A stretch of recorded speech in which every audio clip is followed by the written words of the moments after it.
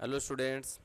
अब मैं आपको पढ़ाने जा रहा हूँ कक्षा 8 का जो साइंस का पेपर है इंग्लिश मीडियम में, उसका पूरा सॉल्यूशन मैं बताने जा रहा हूँ। एक्सीलेंट जो डेस्क वर्क है उसका जो पहला मॉडल पेपर है उसका सॉल्यूशन मैं बताने जा रहा हूँ। बहुत ही इंपॉर्टेंट है, किस प्रकार का क्वेश्चन पेपर आएगा और कैसे उसको सोल्व करेंगे, कैसे उसको आप आराम से लर्न कर सकते हो। तो उसका पूरा क्वेश्चन ये पूरा क्वेश्चन पेपर मैं आपको सोल्व करने जा रहा हूँ।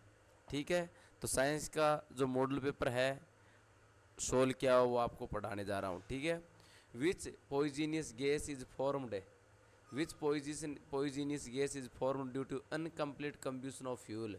फ्यूल का अनकम्प्लीट कम्ब्यूशन होना, यानी पूरा यदि फ्यूल नहीं जले तो कौन सी गैस है वो बनती है, कौन सी पॉइजनियस गैस बनती है। तो carbon monoxide is produced, carbon monoxide है वो प्रोड्यूस होती है यदि फ्यूल पूरी तरह से कंब्यूट नहीं हो पाता है, तो बहुत ही जहरीली गैस होती है ये कार्बन मोनोऑक्साइड। ठीक है, आगे देखो। विच liquid fuel is used at home, घर पर कौन सा लिक्विड फ्यूल यूज किया जाता है। तो एलपीजी, एलपीजी ना लिक्विड पेट्रोलियम गैस, ये घर पे यूज किया जाता है फ्यूल के रूप में। सीएनजी सिंथेटिक नेचुरल गैस होती है सीएनजी। तो एलपीजी घरों में फ्यूल के रूप में यूज की जाती है, लिक्विड फ्यूल के रूप में। ठीक है। Vote suggestions would you give for stopping deforestation, deforestation को रोकने के लिए क्या सुझाव आप दोगे। तो डिफॉरेस्टेशन को रोकने के लिए मैं रीयूजिंग ऑफ पेपर, पेपर को रीयूज करने का सुझाव दूंगा। भी पेपर वेस्टेज मत कीजिए, क्योंकि जैसे ही पेपर बनता है तो उसमें बहुत से पेड़ों की कटाई होती है, तो पेपर को रीयूज करना चाहिए। रिसाइकलिंग ऑफ पेपर, पेपर को वापस रिसाइकल करना, जो पेपर यूज किए गए हैं वेस्ट होने के बाद उन्हीं को वापस यूज करना फैक्ट्रीज में। सेविंग द पेपर, पेपर को सेव करना। तो ये सभी प्रकार के सजेशन मैं दूंगा डिफॉरेस्टेशन को रोकने के लिए, तो ऑल ऑफ दीज सही है। यूनिट ऑफ फ्रीक्वेंसी, फ्रीक्वेंसी की जो यूनिट होती है वो हर्ट्ज होती है। ठीक है। साउंड की जो यूनिट होती है, ये ध्यान रखना पड़ना है आपको, साउंड की यूनिट होती है वो डेसिबल होती है, डेसिबल। और फ्रीक्वेंसी की यूनिट होती है वो हर्ट्ज होती है। ठीक है। Which of the following, which of the following suggestions would you give for your friend to reduce noise pollution in residential areas. आपके जो रेजिडेंशियल एरियाज है, निवास वाले क्षेत्र हैं, उनमें नॉइज पोल्यूशन को रिड्यूस करने के लिए आप अपने फ्रेंड को कौन से सुझाव दोगे। भी एक रेजिडेंशियल एरिया में नॉइज पोल्यूशन, शोर प्रदूषण को कम करने के सुझाव आप क्या दोगे। तो क्या रिड्यूस करने के लिए कहोगे आप फ्रेंड को कि रिड्यूस करो sound volume of television and radio, television और रेडियो में जो साउंड वॉल्यूम है उसको कम करने के लिए कहोगे फ्रेंड को। Setting up industrial machines away from the city, city से दूर औद्योगिक मशीनें सेट करने के लिए कहोगे। भाई सिटी से दूर औद्योगिक मशीनें सेट होनी चाहिए ताकि नॉइज पोल्यूशन कम हो। Reduce use of vehicle horns, vehicle के जो हॉर्न्स है, व्हीकल्स यानी वाहनों के जो हॉर्न्स है उनके यूज को कम करने के लिए कहोगे। ये सभी चीज़ें हैं वो सजेशन है किस चीज़ के लिए, नॉइज पोल्यूशन को रिड्यूस करने का, नॉइज पोल्यूशन को कम करने के। ठीक है। छठा, विच of the following substance is a good conductor of electricity, electricity का कौन सा अच्छा कंडक्टर है। देखो रबर प्लास्टिक दोनों इलेक्ट्रिसिटी के कंडक्टर नहीं होते हैं, आपको पता होगा कि इलेक्ट्रिक के जो वायर्स होते हैं उनमें रबर और प्लास्टिक लगी हुई होती है, वो इलेक्ट्रिसिटी का कंडक्टर नहीं होते हैं। वुड भी इलेक्ट्रिसिटी कंडक्टर नहीं होते हैं, ये कंडक्टर नहीं होते हैं। एल्यूमिनियम होता है वो इलेक्ट्रिसिटी का गुड कंडक्टर होता है, एल्यूमिनियम के वायर्स बने होते हैं। ठीक है। Why is chromium electroplating done, chromium की इलेक्ट्रोप्लेटिंग की जाती है, यानी क्रोमियम की परत चढ़ाई जाती है इलेक्ट्रिसिटी का यूज करते हुए, क्रोमियम की इलेक्ट्रोप्लेटिंग की जाती है। On gas burners, gas burner होते हैं चूल्हों पर, गैस चूल्हे होते हैं ना उन पर। बाइसिकल हैंडल बार्स, बाइसिकल की जो हैंडल बार्स होती है वहाँ पर।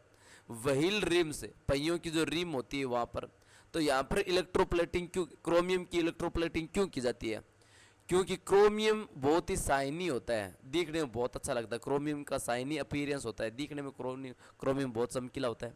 It does not gate corroded, और जो क्रोमियम होता है कोरोडेड नहीं होता है, यानी वो रिएक्शन नहीं करता, उस पर जंग नहीं लगती वातावरण में और में उसके साथ एयर से या ऑक्सीजन से वो रिएक्ट नहीं कर पाता, इसलिए वो कोरोडेड नहीं होता, उस पर जंग नहीं लगती। इट रेजिस्ट स्क्रैचेज, और क्रोमियम है वो स्क्रैच से बचाती है, जो 22 किलो हैंडल बार्स है, व्हील रिम्स होते हैं, उन पर क्रोमियम की प्लेटिंग लगी हुई होती है, तो उस पर स्क्रैच नहीं आता है। तो ये सभी सही है, इसीलिए क्रोमियम प्लेटिंग की जाती है। ठीक है। Which of the following can not be easily charged, कौन सी है वो आसानी से चार्ज नहीं होता है? निम्न में से कौन सी चीज़ है वो आसानी से चार्ज नहीं होता? फ्रिक्शन के माध्यम से। जैसे फ्रिक्शन होता है, घर्षण होता है, तो इनमें से आसानी से चार्ज नहीं होता है। कौन सी चीज़ चार्ज नहीं होती है? देखो, प्लास्टिक स्केल होता है, वो चार्ज होता है घर्षण करने से। इनफ्लेटेड बैलून, जो फुला हुआ बैलून होता है, वो भी चार्ज हो जाता है। वुलन स्वेटर है, वुलन के स्वेटर भी घर्षण से चार्ज होता है। लेकिन कॉपर ऑब्जेक्ट्स होते हैं वो घर्षण से चार्ज नहीं होते हैं। तो ये सी सही है, ये घर्षण से चार्ज नहीं होता है। ठीक है। अब देखो आगे 9वां question, right the traditional modern techniques methods of irrigation. Irrigation के पारंपरिक तरीके और आधुनिक तरीके बताने हैं। इरिगेशन के परंपराजनक रूप से कौन से तरीके हैं और आधुनिक तरीके कौन से हैं इरिगेशन के, सिंचाई के? फॉलोइंग टेबल, निम्नलिखित टेबल में देखो पारंपरिक तरीके बताने, इनमें क्या यूज किए गए? मोट, ड्रिप सिस्टम, डेकली, स्प्रिंकलर सिस्टम, रेहट है। अब देखो, जो ड्रिप सिस्टम है, आजकल पौधों की जड़ों में सीधा ड्रिप बूंद बूंद पानी जाता है, वो ड्रिप सिस्टम मॉडर्न है। स्प्रिंकलर सिस्टम है, जो फुहारा सिस्टम है, वो भी मॉडर्न है। तो ये दो चीज़ें मॉडर्न है, जबकि मोट, खाई है, डेकली है, रेहट है, ये सभी ट्रेडिशनल विधियां हैं। तो देखो, मोट, डेकली, रेहट ये ट्रेडिशनल है, और स्प्रिंकलर सिस्टम और ड्रिप सिस्टम ये मॉडर्न सिस्टम है।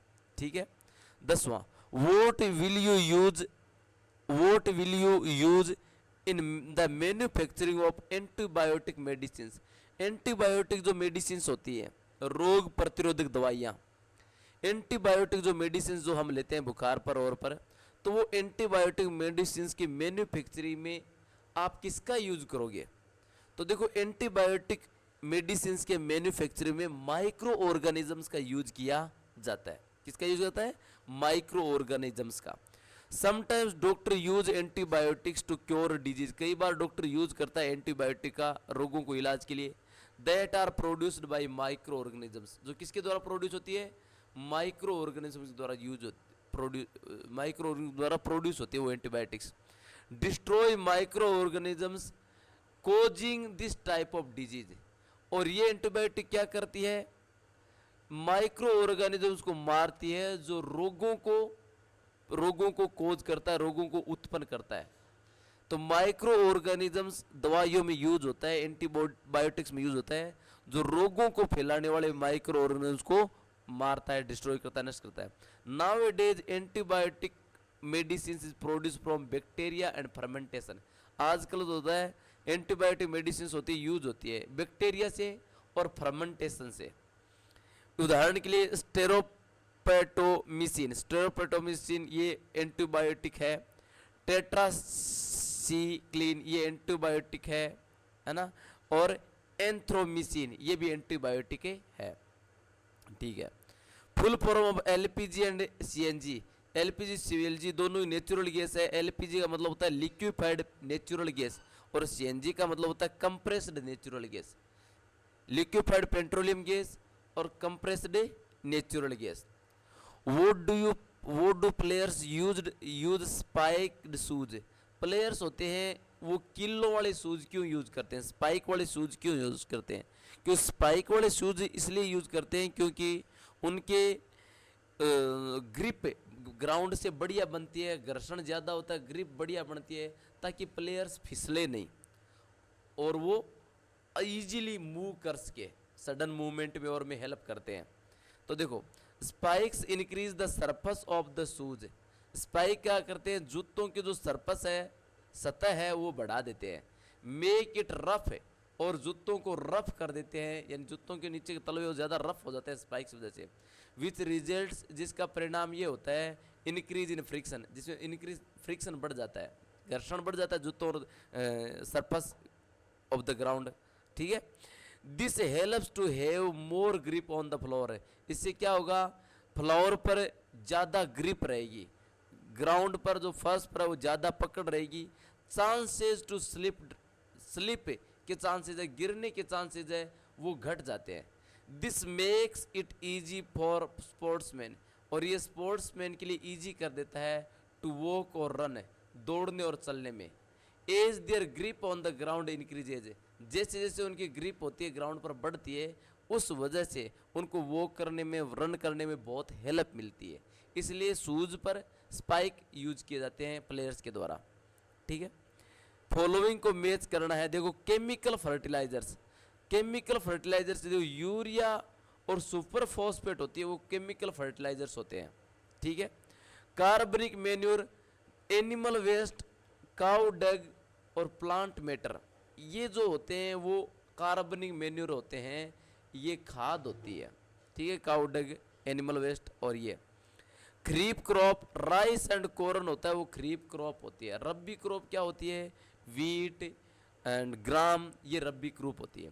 थ्रेसिंग क्या होती है, सेपरेशन ऑफ ग्रोन फ्रॉम चाप, यानी अनाज को उसके भूसे से अलग करना, साफ से अलग करने की प्रोसेस होती है, वो थ्रेसिंग होती है, थ्रेसिंग मशीन। ठीक है, अगला question, explain the importance of rhizobium, rhizobium के महत्व को आपको एक्सप्लेन करना है। राइजोबियम के महत्व, राइजोबियम बैक्टीरिया होता है, उसके महत्व को बताना है। नाइट्रोजन फिक्सेशन में, ये एक प्रकार का बैक्टीरिया होता है जो प्लांट की जड़ों में नाइट्रोजन फिक्स करता है। एटमॉस्फेयर जो नाइट्रोजन है, देखो एटमॉस्फेयर में 70% नाइट्रोजन होती है, लेकिन सीधे पौधे इन नाइट्रोजन का यूज नहीं कर पाते हैं। कुछ बैक्टीरियाज होते हैं वो एटमॉस्फेरिक नाइट्रोजन को सोइल में फिक्स करते हैं, मिट्टी में फिक्स करते हैं, और उस फिक्स की गई नाइट्रोजन को पौधे ग्रहण करते हैं। ठीक है, तो देखो rhizobium is an bacterium, rhizobium क्या होता है, एक प्रकार का बैक्टीरिया है फाउंड इन सोइल, जो मिट्टी में पाया जाता है। That helps in fixing nitrogen, जो नाइट्रोजन को फिक्स करने में हेल्प करता है। इन लेगुमिनियस प्लांट्स, जो लेगुमिनियस प्लांट्स होते हैं उन प्लांट्स में नाइट्रोजन को फिक्स करने में ये हेल्प करता है। इट अटैचेज, और ये जो राइजोबियम बैक्टीरिया है वो अटैच होता है रूट्स ऑफ द लेगुमिनियस प्लांट्स से, लेगुमिनियस प्लांट्स के रूट पर ये जुड़ा हुआ होता है। प्रोड्यूसेज नोडुल्स, और नोडुल्स वो ये बैक्टीरिया प्रोड्यूस करता है। दीज नोडुल्स फिक्स, ये नोडुल्स फिक्स कर देता है एटमॉस्फेरिक नाइट्रोजन को, कन्वर्ट इट इनटू अमोनिया, और ये क्या करता है, फिक्स करके उसको अमोनिया में कन्वर्ट कर देता है। That can be used by the plant, और वो अमोनिया प्लांट के द्वारा यूज की जाती है इसकी ग्रोथ के लिए और डेवलपमेंट के लिए।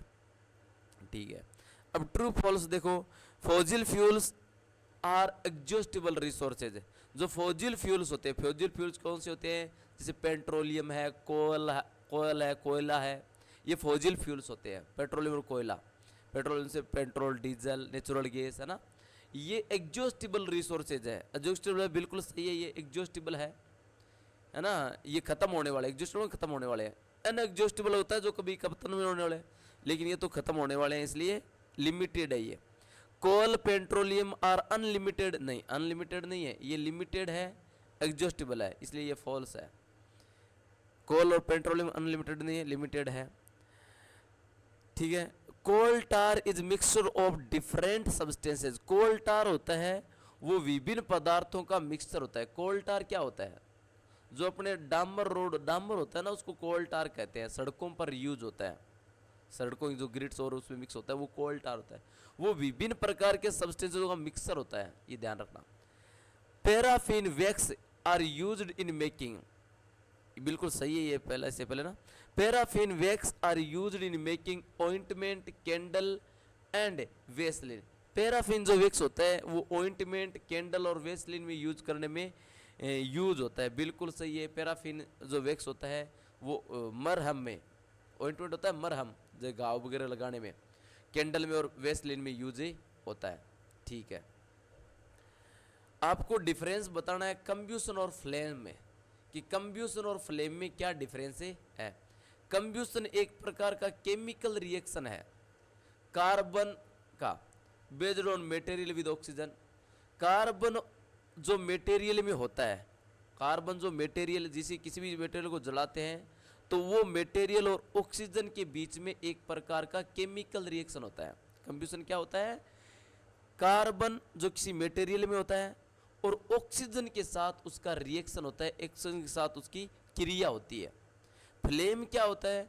फ्लेम एक विजिबल पार्ट होता है फायर का, आग का जो विजिबल पार्ट होता है, दिखाई देने वाला पार्ट होता है, वो फ्लेम होती है। ठीक है। कंब्यूशन में क्या होता है? लार्ज अमाउंट ऑफ एस, अधिकांश मात्रा में जो राख होती है, एस होती है राख, अधिकांश मात्रा की जो राख होती है पीछे रह जाती है कंब्यूशन में। इसमें क्या होता है? सब्सटेंस दैट गेट्स वेपराइज्ड, इसमें पदार्थ है वो वेपराइज होता है, उड़ जाता है। प्रोड्यूसेस फ्लेम, इससे फ्लेम प्रोड्यूस होती है। No ash is left behind, और कोई एस पीछे बचती नहीं है। 17वां क्वेश्चन देखो, explain the meaning of the following, निम्नलिखित का मीनिंग बताना है। Red data book, red data book keeps the record of endemic animals. Red data book होती है वो एंडीमन, जो एंडेमिक एनिमल्स है, एंडेमिक एनिमल्स या प्लांट्स होते हैं जो अभी खत्म होने वाले, विलुप्त होने वाले, उनका रिकॉर्ड रखते हैं रेड डेटा बुक। बायोडाइवर्सिटी होती है विभिन्न प्रकार के जीव जंतु पेड़ पौधे, उनको बायोडाइवर्सिटी कहते हैं। इनकी परिभाषा देख लो। Red data book is a document, red data book एक डॉक्यूमेंट होता है स्टेबलाइज्ड बाय IUCN, जो इंटरनेशनल यूनियन है उनके द्वारा ये स्टेबलाइज की गई एक बुक है, डॉक्यूमेंट है।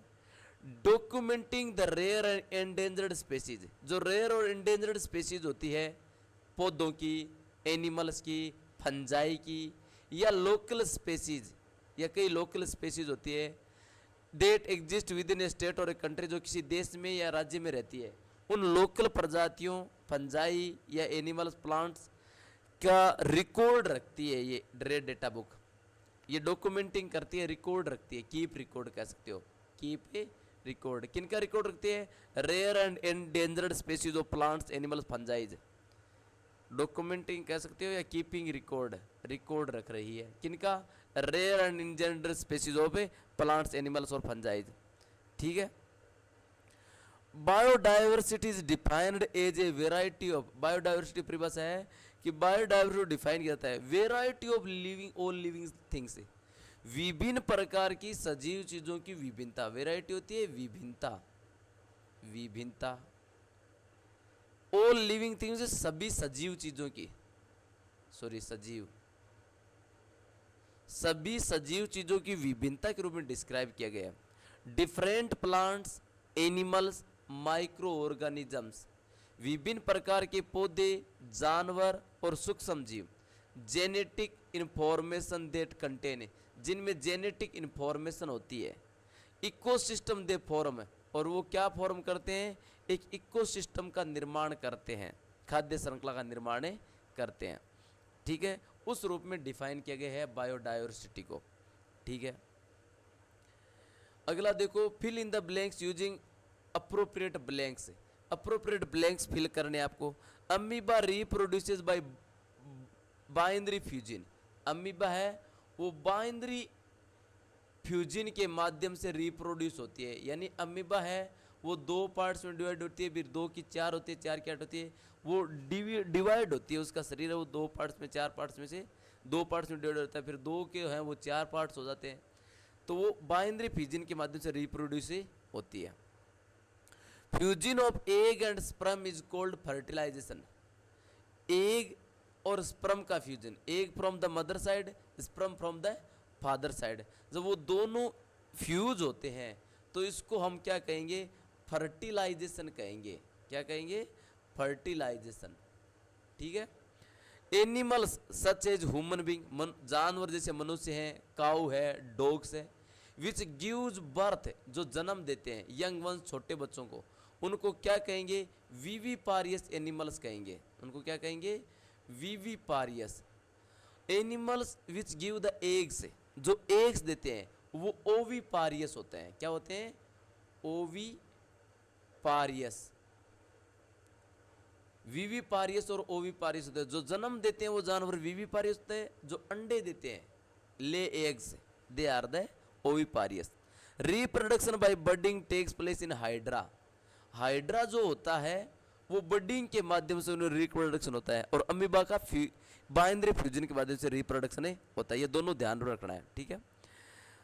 Explain the relationship between pressure and force, pressure और फोर्स के बीच में आपको रिलेशनशिप बताना है। देखो प्रेशर क्या होता है? Pressure is the force on the unit surface area. Unit surface area में जो फोर्स, ये सरफेस है, यूनिट सरफेस एरिया में जो फोर्स दिया जाता है उसको प्रेशर कहते हैं। और इसका सूत्र ये है, pressure is equal to force upon area, यानी फोर्स अपॉन एरिया, किसी एरिया में कितना फोर्स दिया गया है वो प्रेशर होता है। ठीक है ना, इसको देख लो, pressure is the force on an object, किसी ऑब्जेक्ट में जो फोर्स दिया जाता है वो प्रेशर होता है। That is spread over a surface area, जो चीज कहां पर फैली हुई है, सरफेस एरिया में फैली हुई है। The equation for pressure is the force divided by area. Pressure की जो इक्वेशन होती है वो क्या होती है, फोर्स डिवाइडेड बाय एरिया, यानी जितनी फोर्स आप लगा रहे हो, कितने एरिया में लगा रहे हो, वो एरिया से डिवाइड कर दो, वो क्या है, प्रेशर की इक्वेशन है। जिस एरिया में फोर्स अप्लाई होता है उस एरिया में जो फोर्स अप्लाई होती है उस फोर्स को आप डिवाइड कर दो फोर्स से, एरिया को फोर्स से डिवाइड कर दो, नहीं फोर्स को एरिया से डिवाइड कर दो, वो प्रेशर होता है। ये इक्वेशन आपके सामने, pressure is equal to force upon area. Equation show करती है pressure is directly proportional to force. ये इक्वेशन शो करती है कि प्रेशर होता है वो फोर्स के समानुपाती है, फोर्स के समानुपात ही प्रेशर होता है, यानी जितना फोर्स लगा रहे हो यूनिट एरिया में उतना ही प्रेशर होता है। बट इनवर्जली प्रोपोर्शनल टू एरिया, लेकिन प्रोपोर्शनल एरिया में इनवर्ज होता है, एरिया के लिए उल्टा होता है, यानी यूनिट एरिया में जो फोर्स लगाया जाता है वो प्रेशर होता है, पूरे एरिया में फोर्स नहीं लगाया जाता है, यूनिट एरिया में जो फोर्स लगाया जाता है वो प्रेशर होता है। At a constant area pressure increases as the magnitude of the force applied on the also increases. देखो यदि एक निश्चित एरिया में प्रेशर बढ़ेगा यदि फोर्स का मैग्नीट्यूड बढ़ता है, तो फोर्स का यदि मैग्नीट्यूड, फोर्स यदि बढ़ता है तो साथ साथ प्रेशर भी बढ़ेगा, ये है। ठीक है, फ्रिक्शन एज ए फ्रेंड और फ्रिक्शन एज ए फो दोनों बताने आपको, एग्जाम्पल सही थे, एक्सप्लेन गिविंग एग्जाम्पल, एग्जाम्पल देते हुए आपको बताना है how friction is both enemy and friend, कि फ्रिक्शन कैसे दुश्मन है और कैसे फ्रेंड है। ठीक है, तो ये आपको बताना है। Friction is very useful in several situations, friction है वो कई सिचुएशन में बड़ा हेल्पफुल होता है। जैसे अपने को ग्लास की टम्बलर होल्ड करनी है, कांच की जो ग्लास है वो आपको होल्ड करनी है, तो फ्रिक्शन है इज वेरी हेल्पफुल, फ्रिक्शन वहां पर हेल्पफुल रहता है क्योंकि आप उसको सही तरीके से होल्ड कर पाओगे। पहली चीज तो ये आप याद करना है, hold a glass tumbler. Second, to grip और कैच डिफरेंट ऑब्जेक्ट्स, अलग अलग ऑब्जेक्ट्स को आप पकड़ना चाहते हो तो वहां फ्रिक्शन बहुत हेल्पफुल रहता है, यदि फ्रिक्शन नहीं है तो वो चीज आप पकड़ नहीं पाओगे। ठीक है, फ्रिक्शन है वो पेन और पेंसिल से आप कुछ भी लिखते हो, to write anything with pen और पेंसिल, पेन और पेंसिल से कुछ भी लिखते हो तो उस लिखने में फ्रिक्शन बहुत ही हेल्पफुल होता है, फ्रेंड होता है आपका। फ्रिक्शन हेल्पफुल होता है to walk comfortably on the surface, है सरफेस पर चलने के लिए फ्रिक्शन बहुत ही हेल्पफुल होता है। तो जो मैंने अंडरलाइन किया वो लर्न कर लो। ग्लास टम्बलर को होल्ड करने में grip and catch different objects, अलग अलग ऑब्जेक्ट्स को ग्रिप करने में, कैच करने में हेल्प करता है। राइट विद पेन और पेंसिल, पेन और पेंसिल को से राइट करने में हेल्प करता है फ्रिक्शन, और वॉक करने में हेल्प करता है।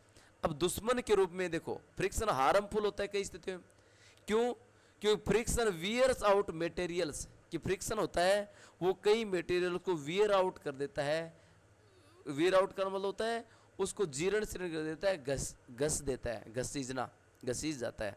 फ्रिक्शन की वजह से कोई चीज़ है वो घसीज जाती है ऑटोमेटिक, फ्रिक्शन वियर आउट करता है। ठीक है ना, friction can also produce heat है, और फ्रिक्शन है वो हीट प्रोड्यूस करती है जिसकी वजह से टूट फूट आ जाते हैं मशीन के पार्ट्स में, है ना।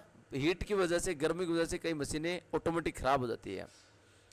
फ्रिक्शन है वो कोज करता है वेस्टेज ऑफ एनर्जी, कई एनर्जी होती है वो ऑटोमेटिक वेस्टेज में चली जाती है फ्रिक्शन की वजह से, और जिसको यूटिलाइज नहीं किया जा सकता। अब देखो 21 कंडक्टर मटेरियल कौन से हैं, वो इलेक्ट्रिसिटी के कंडक्टर होते हैं, है ना। ये आपको बताना है। दूसरा, chemical effect of electric current, electric current का केमिकल इफेक्ट क्या होता है, ये दोनों इंपॉर्टेंट है। देखो, conductor, electric conductor is a substance और material that allows electricity to flow through it. Conductor या इलेक्ट्रिकल कंडक्टर होता है वो एक ऐसा पदार्थ होता है, ऐसा सब्सटेंस होता है या मटेरियल होता है जो अनुमति देता है इलेक्ट्रिसिटी को फ्लो करने में। यानी कंडक्टर वो होता है जिसमें इलेक्ट्रिसिटी बहती है, जो अलो करता है, अनुमति देता है, इलेक्ट्रिसिटी को बहने देता है। इन एक कंडक्टर में इलेक्ट्रिकल चार्जेज कैरीज है। कंडक्टर में क्या होता है, इलेक्ट्रिक चार्ज जो चलते रहते हैं, यूजुअली इलेक्ट्रॉन्स और आयन्स है, विशेष रूप से इलेक्ट्रॉन और आयन्स उसमें चलते रहते हैं। Move easily from one atom to atom, जो atom to atom easily move करते हैं। व्हेन वोल्टेज इज अप्लाइड, जब इलेक्ट्रिसिटी वोल्टेज अप्लाई की जाती है तो एक एटम से दूसरे एटम में इलेक्ट्रॉन और आयन्स चलते रहते हैं, वो इलेक्ट्रिक चार्ज होता है। Most metals are copper, most metals अधिकांश धातुएं जैसे कॉपर है, आर कंसिडर्ड गुड कंडक्टर्स, वो अच्छे कंडक्टर्स होते हैं। धातुएं अच्छे कंडक्टर्स होती है इलेक्ट्रिसिटी के, वाइल प्लास्टिक, पॉलीथीन, वुड्स ये कंडक्टर नहीं होती है। एक चीज ध्यान रखना, ग्रेफाइट एक ऐसी चीज है जो नॉन मेटल होते हुए भी इलेक्ट्रिसिटी का कंडक्टर है। ये कई बार क्वेश्चन आता है, graphite is a good conductor of electricity and it is non metal, यानी धातु नहीं है फिर भी ये कंडक्टर है। ज्यादातर धातुएं कंडक्टर होती है, बिजली को कैरी करती है वो धातुएं करती है, ठीक है ना, वायर्स बने हुए धातुओं के बने होते हैं, ठीक है ना। ग्रेफाइट एक नॉन मेटल जो कंडक्टर है। When electric current is passed, ये बी का है, केमिकल इफेक्ट है। Electric current is passed through a conducting solution, जब इलेक्ट्रिक करंट को पास करवाया जाए किसी कंडक्टिंग सॉल्यूशन से, some chemical reaction takes place, तो उसमें कई केमिकल रिएक्शंस होती है। आप जैसे किसी सॉल्यूशन से, conducting solution, electric current pass करवाओगे, उसमें बिजली डालोगे किसी भी सॉल्यूशन में, किसी भी घोल में, तो उसमें केमिकल रिएक्शन होगा और इसका इफेक्ट, रिजल्टिंग इफेक्ट क्या होगा, chemical effect of electric current. इसका रिजल्टिंग इफेक्ट होता है chemical effect of A electric current. यानी जैसे ही आप किसी सॉल्यूशन में इलेक्ट्रिक करंट पास करोगे तो उसमें केमिकल रिएक्शन होगा और इस केमिकल रिएक्शन को chemical effect of electric current कहा जाता है। When electric current is passed through A water, जब पानी में इलेक्ट्रिक करंट पास करवाया जाता है, जब पानी में बिजली पास करवाई जाती है, water dissociates into hydrogen and oxygen. Water किस में चेंज होता है, हाइड्रोजन और ऑक्सीजन। जैसे वाटर क्या होता है, H2O होता है, और जब इसमें बिजली पास करवाई जाती है तो ये H अलग हो जाता है और O अलग हो जाता है, हाइड्रोजन अलग हो जाता है और ऑक्सीजन अलग हो जाता है। When electric current is passed through the solution of a metal salt, such as solution of copper sulfate, metals gets deposited at the negative electrode because metal is positively charged। देखो ध्यान रखो, जब electric current pass करवाई जाती है किसी solution of metal salt है, जिसमें धातु मिली हुई सॉल्यूशन हो, मेटल सॉल्ट मिला हुआ और उसमें इलेक्ट्रिक करंट पास करवाई जाए, तो सॉल्यूशन होता है ना कॉपर सल्फेट का, वो कॉपर सल्फेट का सॉल्यूशन है, वो मेटल डिपॉजिट हो जाती है नेगेटिव इलेक्ट्रोड पर। कॉपर सल्फेट का सॉल्यूशन होता है इलेक्ट्रिक नेगेटिव इलेक्ट्रोड पर डिपॉजिट हो जाता है, क्योंकि मेटल होता है वो पॉजिटिवली चार्ज्ड होता है, मेटल पॉजिटिव चार्ज होता है और जो नेगेटिव इलेक्ट्रोड होता है उस पर धातु आके जम जाती है, कॉपर आके जम जाती है, तो कॉपर है वो इलेक्ट्रोड पर आकर जम जाती है, इलेक्ट्रोप्लेटिंग होती है इससे। Sometimes colour of solution also changes when electric current pass, कई बार कलर भी चेंज होता है सॉल्यूशन का, कोई भी सॉल्यूशन इलेक्ट्रिक करंट पास करवाई जाती है तो उसका कलर भी चेंज हो जाता है, ठीक है। 25 write two suggestions for taking proper care of our eyes, हमारी आंखों की सही केयर हो उसके लिए कोई 2 सजेशन आपको बताओ। तो देखो आइज को केयर करने के लिए क्या सजेशन है, देखो ये नेसेसरी है, it is necessary we take proper care of our eyes, कि हमें हमारी आंखों की प्रॉपर केयर करनी चाहिए। If there is any problem, यदि कोई भी प्रॉब्लम होती है, we should go to an eye specialist, हमें डॉक्टर के पास जाना चाहिए, आई स्पेशलिस्ट के पास जाना चाहिए। यदि प्रॉब्लम होती है तो रेगुलर चेकअप कराना चाहिए, ये तो पता ही है आपको। एडवाइज क्या है, यूज सूटेबल स्पेक्टिकल्स, ये एडवाइज आता है यदि प्रॉब्लम हो तो आपको सही स्पेक्टिकल्स, चश्मे सही यूज होने चाहिए। Too little and too much light is bad for eyes, ज़्यादा कम और ज़्यादा लाइट, या तो ये बहुत कम है लाइट या फिर बहुत ज़्यादा लाइट्स होती है, वो आंखों के लिए बेड होती है, बेड फॉर आइज, आंखों के लिए बेड होती है। एक तो ये सजेशन है, एक होता है स्पेक्टिकल्स का यूज करो, ठीक है। Insufficient light causes eye strain and headache, come light होती है उससे आंखों पर तनाव बढ़ता है और हेडेक भी हो जाता है। टू मच लाइट होती है जैसे सूर्य की लाइट है, like that of sunlight. A powerful lamp, या फिर पावरफुल लैंप की लाइट है, या लेजर टॉर्च है, लेजर की टॉर्च है ना, वो इंजर करती है रेटिना को। तो कम लाइट भी हेडेक करती है, ज़्यादा लाइट है वो हमारी रेटिना को खराब करती है, ठीक है। 23वां question, write two rules related road safety, road safety के 2 नियम लिखो। ये देखो, follow traffic signal, road safety में ट्रैफिक जो सिग्नल्स है उसको फॉलो करना है, red light, white, red light, yellow light है ना, ग्रीन लाइट, इनको फॉलो करना है। रेड लाइट में स्टॉप है ना, और येलो लाइट में से ready for go, and green light में से गो, जाना होता है। तो ट्रैफिक लाइट्स फॉलो करना है। Cross, to cross road always at zebra crossing, zebra crossing पर ही रोड को क्रॉस करना है, हर कहीं से क्रॉस करना है। ये ट्रैफिक के रोड सेफ्टी के 2 नियम है। 2 नंबर है एक्सटर्नल फर्टिलाइजेशन और इंटरनल फर्टिलाइजेशन। ये देखो, ये गलत लिखा है यहाँ पर, इंटरनल फर्टिलाइजेशन होता है। देखो, internal fertilisation takes place inside the body of the female, ये ध्यान रखना है। ये सिंपल सी परिभाषा आप लर्न करो, ज़्यादा लंबा चौड़ा मत जाओ। Internal fertilisation takes place, internalise fertilisation होता है इनसाइड, इनसाइड में से अंदर है, the body of female, body of a female, female की बॉडी के अंदर जो फर्टिलाइजेशन होता है, एग और स्पर्म का फर्टिलाइजेशन होता है, वो होता है internal fertilisation. External fertilisation takes place the outside the body of the female, या इनसाइड से क्या होता है, outside. External fertilisation takes place the outside of the female body, female body बाहर होता है। ज़्यादातर जो वाटर जो एनिमल्स होते हैं, some fishes and frogs, fishes and frogs, fish और जो फ्रॉग्स होते हैं उनका फर्टिलाइजेशन, मछलियाँ कोई होती है, कई फ्रॉग्स होते हैं, उनका फर्टिलाइजेशन है कहाँ होता है, एक्सटर्नल होता है। क्योंकि जो मेल होता है, मेल जो होता है फिश और फ्रॉग्स के, वो काफ़ी मात्रा में स्पर्म्स को रिलीज कर देता है पानी में, और जब फीमेल उनके कांटेक्ट में आती है उस स्पर्म के, तो वो फर्टिलाइज हो जाते हैं। पर फीमेल के जो एग्स होते हैं जो उस स्पर्म के रिलेशन में आते हैं तो फर्टिलाइज होता है। तो एक्सटर्नल फर्टिलाइजेशन फीमेल के बॉडी के बाहर होता है, इंटरनल फर्टिलाइजेशन फीमेल की बॉडी के अंदर होता है। बस इतना ही ध्यान रखना है। Label diagram of human ear, मनुष्य के कान का लेबल डायग्राम बनाना, जो आपकी किताब में मैं आगे बता दूंगा, ठीक है। अगला देखो, precaution should keep, what precautions you should keep in mind while driving, driving के दौरान कौन सी सावधानी रखनी है आपको। Describe one method of asexual reproduction, 2 प्रकार के रिप्रोडक्शन होते हैं, एक तो सेक्सुअल रिप्रोडक्शन और एक होता है असेक्सुअल रिप्रोडक्शन। सेक्सुअल रिप्रोडक्शन में क्या होता है, मेल और फीमेल जो गेमेट्स होता है उसका फ्यूजन होता है, फर्टिलाइजेशन होता है, उनका कॉन्टेक्ट होता है, तब वो सेक्सुअल रिप्रोडक्शन होता है।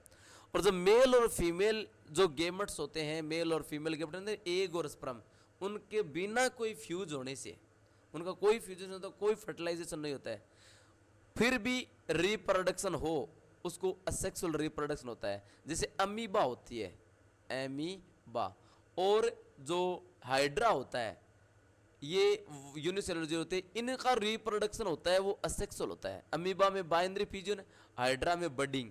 तो ये अमीबा और हाइड्रा वो असेक्सुअल रिप्रोडक्शन होता है, अलैंगिक।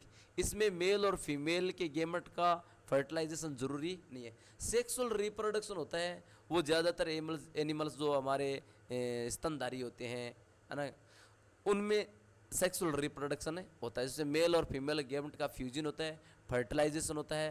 फर्टिलाइजेशन होने के बाद रिप्रोडक्शन होता है, ठीक है। लेकिन ये असेक्सुअल रिप्रोडक्शन जिसमें no fusion of a male and female gametes, ठीक है।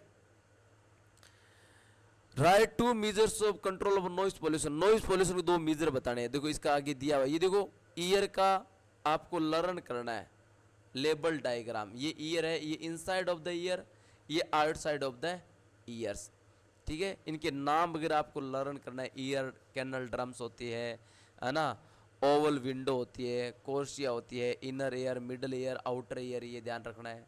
तो ये पूरा आपको लर्न करना है, डायग्राम आपकी बुक में होगा, ठीक है।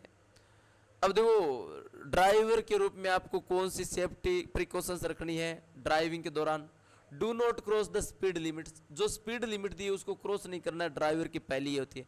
Always wear seat belt and helmet, यदि आप टू व्हीलर्स पर हो तो हेलमेट वियर करना है, यदि आप फोर व्हीलर्स हो व्हीकल में हो तो सीट बेल्ट आपको पहनना है, ये दोनों चीज़ें ध्यान रखनी है, ठीक है। असेक्सुअल रिप्रोडक्शन होती है वो बडिंग, एक उदाहरण आप दिया हुआ है, हाइड्रा में बडिंग होती है। In this mode of asexual reproduction, asexual reproduction इस मोड में ए पार्ट ऑफ ऑर्गेनिज्म स्टार्ट्स ब्लजिंग, इसमें क्या होता है कि बडिंग में ऑर्गेनिज्म का, किसी भी सजीव का एक पार्ट होता है वो ब्लज होता है, बाहर निकलता है, ठीक है। और धीरे धीरे बढ़ करके क्या होता है, एक सेपरेट इंडिविजुअल बन जाता है, एक पार्ट बाहर निकलता है और वो टूट करके अलग दूसरा ऑर्गेनिज्म बन जाता है। ये हाइड्रा और यीस्ट में होता है, ठीक है। अब आपको क्या करना है, नॉइज पोल्यूशन के दो precautions. Erect enclosure sound machines, क्या करना आपको, साउंड जो मशीन्स होती है उनके चारों ओर इनक्लोजर लगाना है, ताकि जो अमाउंट ऑफ नॉइस है जो इमिट होती है, निकलती है वर्क प्लेस से, इन्वायरमेंट से, वो कम हो जाए। भाई मशीनों के बाहर आपको एक इनक्लोजर लगाना है ताकि जो साउंड बाहर आ रही है वो कम हो जाए। Use barriers and screens to block the direct path of sound, sound का सीधा रास्ता है उसको रोकने के लिए स्क्रीन या बैरियर लगा दीजिए। देट में रीच इंडिविजुअल रेजिडेंशियल प्लेस, जो रेजिडेंशियल प्लेस है पहुंचने के लिए साउंड का सीधा रास्ता है, उसके लिए ब्लॉक लगाना है, स्क्रीन या बैरियर्स लगाने चाहिए ताकि साउंड है उसमें रुकावट रहे, ठीक है। 24वां, what do you understand by a balanced diet, balanced diet में क्या समझते हो। Balanced diet are those diet which have the nutrients like carbohydrates, proteins, है ना, ये होनी चाहिए बैलेंस्ड डाइट में। What is importance of essential nutrient in the food, food में देखो भोजन में न्यूट्रिएंट्स की आवश्यकता का महत्व क्या है, भोजन में कौन कौन से न्यूट्रिएंट्स है उसका महत्व क्या है, ये दोनों चीज़ देखेंगे अपने। Force can change the shape of N object, किसी भी ऑब्जेक्ट की शेप चेंज कर देती है फोर्स, उसको उदाहरण सहित समझना है, ठीक है। तो देखो दोनों क्वेश्चन समझते हैं। बैलेंस डाइट क्या होती है, balance diet is crucial to maintain good health, balance diet बहुत निर्णायक होती है हेल्थ को बनाने के लिए। प्रिवेंटिंग कोरोनिक डिजीज, जो कोरोनिक डिजीज होते हैं, भयंकर रोग होते हैं, उनको रोकती है। इंक्रीज एनर्जी लेवल, शरीर में एनर्जी लेवल को बढ़ा देती है balance diet. Improving overall quality of life, और हमारी ओवरऑल लाइफ की क्वालिटी बढ़ा देती है। अब इसमें क्या होता है, ये तो मैं तो बताया है, इंपॉर्टेंस क्या है। Balance diet involve, balance diet involve करती है, यानी बैलेंस डाइट में शामिल होते हैं, इन्वॉल्व होता है शामिल होना, बैलेंस डाइट में शामिल है, क्या क्या चीज़ शामिल है। कंज्यूमिंग वेरियस न्यूट्रिएंट्स, विभिन्न प्रकार के जो न्यूट्रिएंट्स होते हैं वो इसमें शामिल होते हैं, कंज्यूम करने के लिए, ग्रहण करने में बहुत से न्यूट्रिएंट्स शामिल होते हैं। जैसे प्रॉपर प्रोपोर्शन रहता है डेंस फूड में, dense foods in proper proportion, proper अनुपात रहता है डेंस फूड का, जिसमें शामिल है carbohydrates, proteins, fats, vitamins, minerals, ये सब चीज़ें सही अनुपात में शामिल रहती है, ये पौष्टिक न्यूट्रिएंट शामिल रहते हैं बैलेंस डाइट में। इंपॉर्टेंस क्या है इसका, पहले ही हमने इंपॉर्टेंस पढ़ लिया है। ये गुड हेल्थ को मेंटेन करती है, प्रिवेंटिंग क्रोनिक डिजीज को रोक लेती है, एनर्जी लेवल को बढ़ाती है, और ओवरऑल जीवन की क्वालिटी को भी बढ़ा देती है। इसको दोबारा देख लो, reduce risk of home some disease के रोगों को रिड्यूस करती है, कुछ डिजीज हैं उनकी रिस्क को रोक देती है बैलेंस डाइट, जैसे हार्ट डिजीज है, डायबिटीज है, स्ट्रोक है, या कैंसर है, ओस्टोपोरोसिस है, ये रोग हैं वो बैलेंस डाइट से चले जाते हैं। Improve our ability to fight off illness, बीमारियों से लड़ने की एबिलिटी इंप्रूव करती है। तो बैलेंस डाइट बहुत इंपॉर्टेंट है, इसमें न्यूट्रिएंट होते हैं जैसे कार्बोहाइड्रेट्स होते हैं, प्रोटीन, फैट्स, विटामिन, मिनरल्स, ये होते हैं, ठीक है। इसके अथवा में क्या दिया, अथवा में क्वेश्चन दिए हैं, right the names of endocrine glands, endocrine glands के नाम लिखने हैं ह्यूमन बॉडी के, और उसका लेबल डायग्राम भी बनाना है, देयर पोजीशन ह्यूमन बॉडी, कि ह्यूमन बॉडी में उनकी पोजीशन कहाँ पर है, उन ग्लैंड्स की पोजीशन मनुष्य के शरीर में कहाँ पर है ये भी बताना, उसका डायग्राम बनाना है। लिक्विड एग्जर्ट्स प्रेशर, लिक्विड्स होते हैं वो प्रेशर एग्जर्ट करता है वेसल्स की वॉल पर, वॉल्स ऑफ द वेसल कि किसी भी बर्तन की दीवारों पर लिक्विड है वो प्रेशर छोड़ता है, वो डायग्राम से आपको समझाना है। तो दोनों डायग्राम आपको देखने, देखो ठीक है।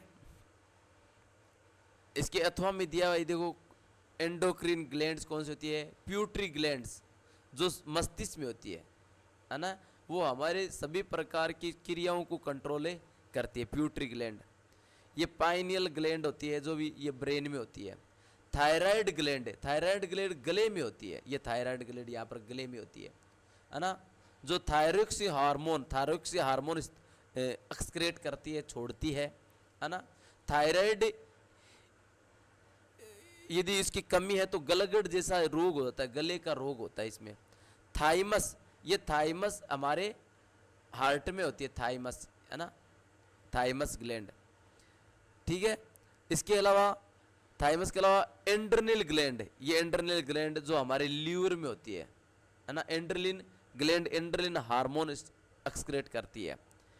पेनक्रियाज, ये हमारे स्टोमक में होती है जो हमारे इंसुलिन को कंट्रोल करती है, इंसुलिन और शुगर को कंट्रोल करने का काम करती है, पेनक्रियाज स्टोमक में होती है।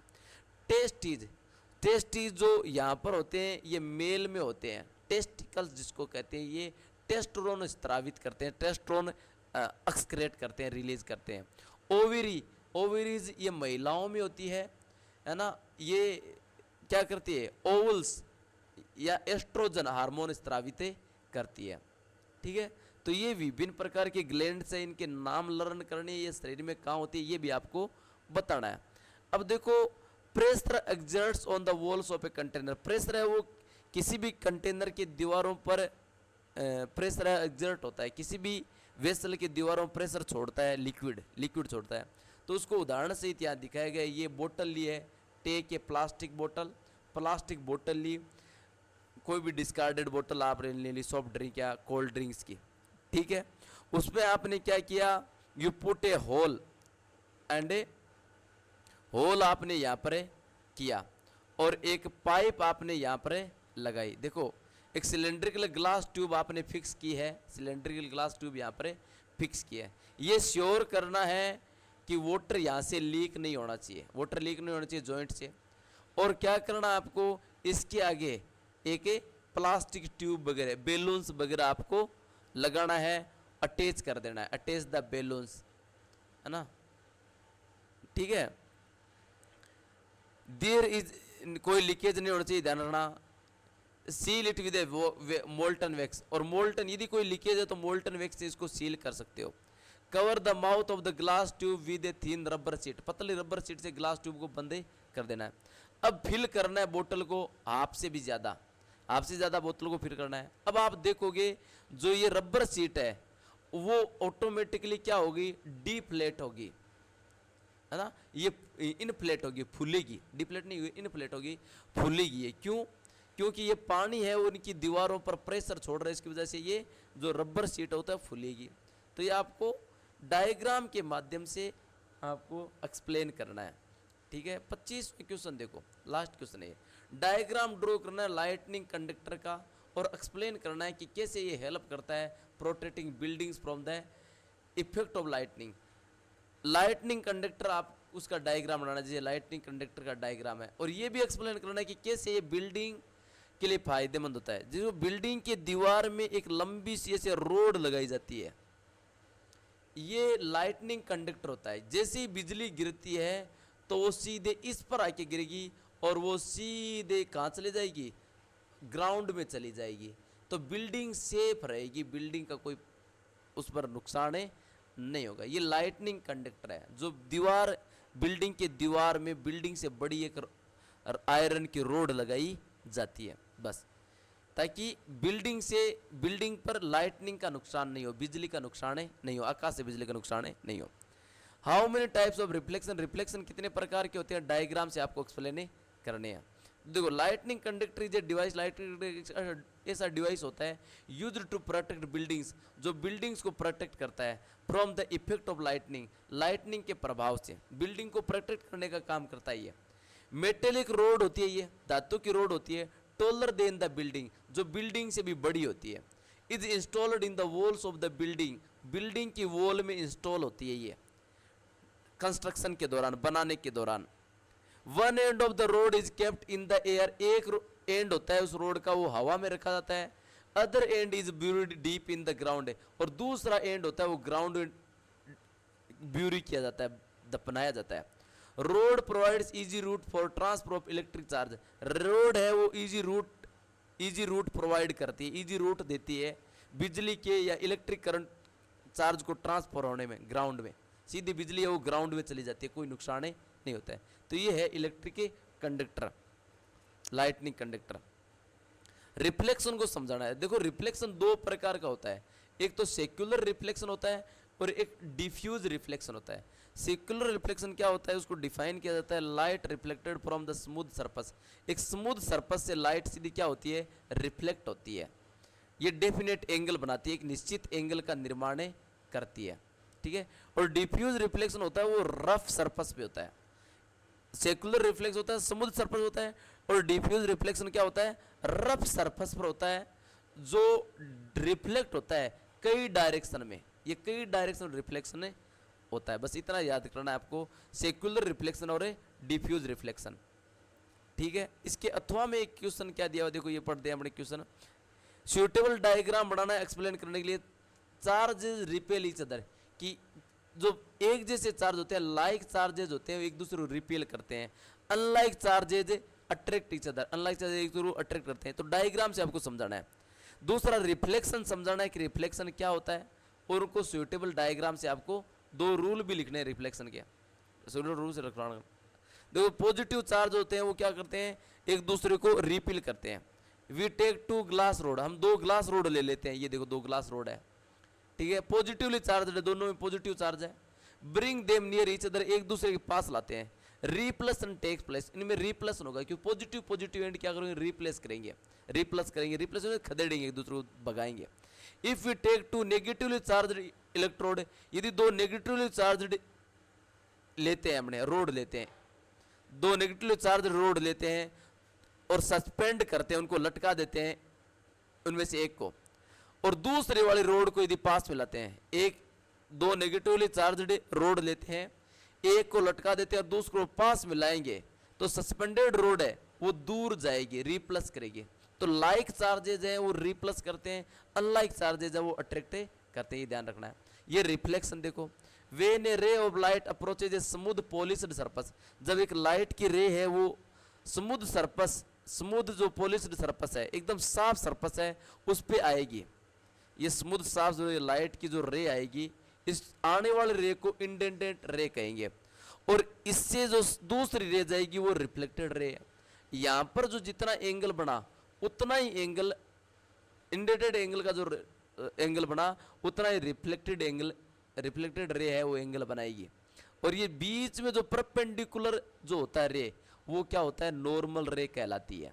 देखो ray of light approaches smooth polished surface, जब लाइट की जो एक किरण है वो स्मूथ पॉलिश्ड सरफेस पर पहुंचती है, तो ये लाइट रे है वो बाउंस बैक, वापस बाउंस कर जाती है।